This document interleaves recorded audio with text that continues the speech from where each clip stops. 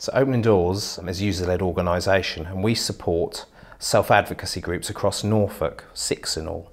In the Norwich area particularly, one of the things that kept coming up and up again was people with learning disabilities stories about using the buses and kind of all the negative experiences that people had. There didn't seem to be very many positive ones at all.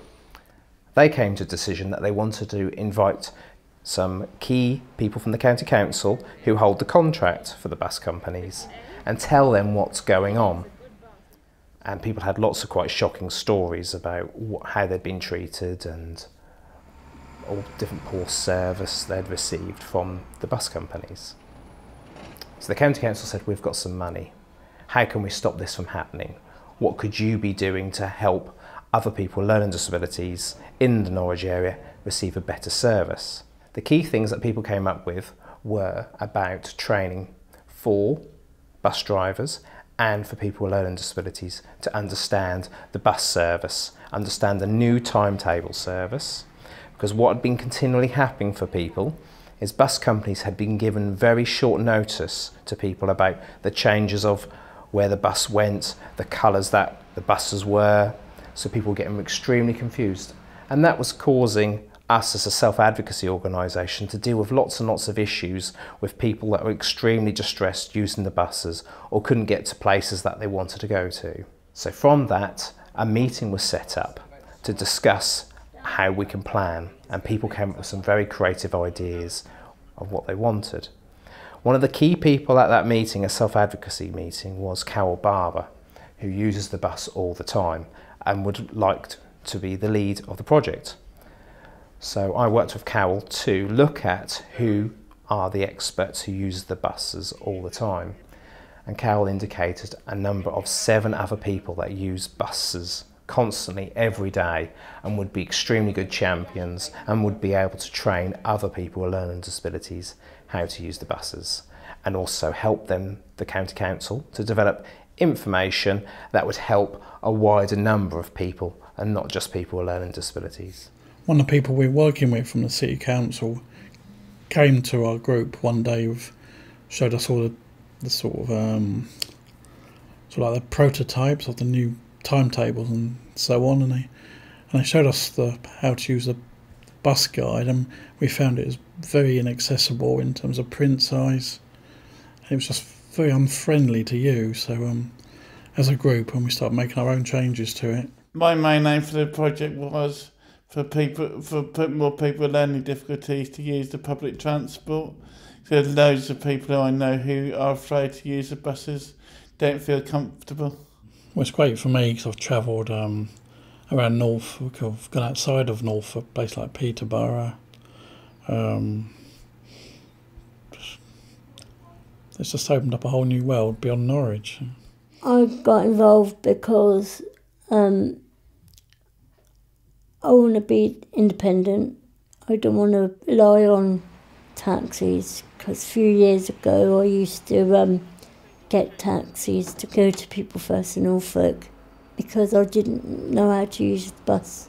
People helped me to get from mine to work. Do you think bus companies should work in co-production with community groups to make the bus service better? Yes, bus companies certainly should work with community groups such as Opening Doors to make the bus services better. They are the front line to bus passengers, and they're a very important part of the whole bus travel experience. There are such issues as driver behaviour and accessibility on the bus that are really, really important to bus users, and in particular members of Opening Doors. I just want to bring new ideas and things to, well, show the bus company that people with learning difficulties can train other people with ordinary people and things like that. So people with learning disabilities are the experts of using the buses. So we used people's knowledge to develop some training. So we used people's experiences and what people felt was needed to train other people with learning disabilities. So the pack was developed around them, by them, for them. They also then developed the training for the volunteers. They led the training for they're volunteers. So when they go out to do some travel training, once we have a learner of somebody with a learning disability, the travel trainer will go with them, who's somebody with a learning disability, and a supporter volunteer, just to oversee what's going on and check that the learning for the learner has taken place. We want to make sure that the person understands how to get on and off the bus safely, which bus number they're getting, and how that works within that person's life. So it's no good training someone to go to the hospital when they want to go to the swimming pool. So we definitely do a lot of checking to check where the person wants to be and where they want to go. This is your guide to using the buses, and the bit on the back is about me. You can show the driver, like when you get on the bus, if you want to ask him to wait till you sit down, and if you're in a wheelchair, wait for you to reverse into your spot. This is the top tips for people using the buses. Like planning ahead, like the night before, getting money, your bus pass, making sure you have some spare money if you lost your bus pass, or it's before 9:30 you have to pay on the bus. And if you have any problems, talk to the bus driver. We've actually made people aware that we've actually done something around the destination finders and tried to make them accessible. Basically, we've tried to put a destination finder in easy read that people can understand it. I feel that we've put, as I say, we put posts up with all the bus services on there, and we've also put a big timetable up on the front of the bus information shelter. Oh, the training I've received has given me more confidence, and I'm more confident every day. So our training helps people's confidence to be able to communicate in a way that is effective for them, not negative, that can tell the bus driver what their needs are, and also other members of the public what is needed, and get the members of the public and the bus drivers on their side, so that makes their bus journey relaxed, positive, and what the person is needing.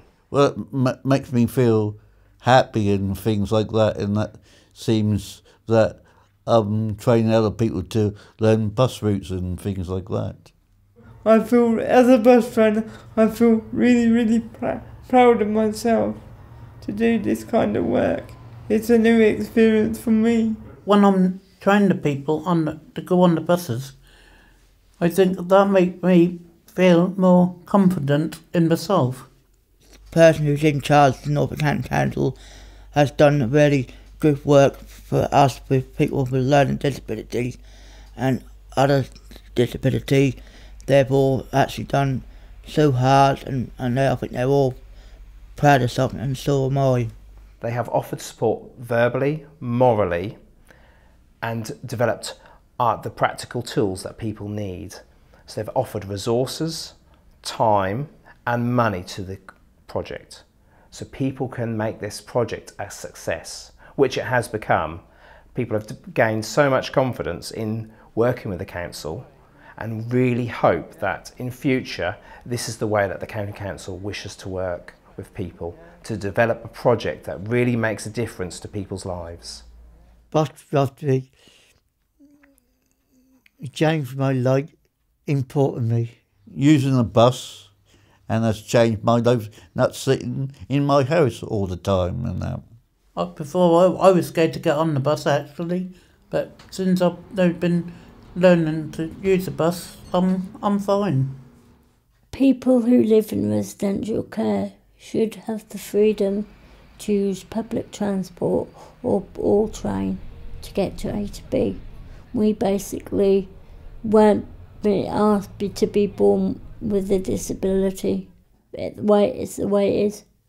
People with learning disabilities have a right to be in the community. People with learning disabilities have a right to go into a shop. People with learning disabilities have a right not to be harassed while they're on a bus.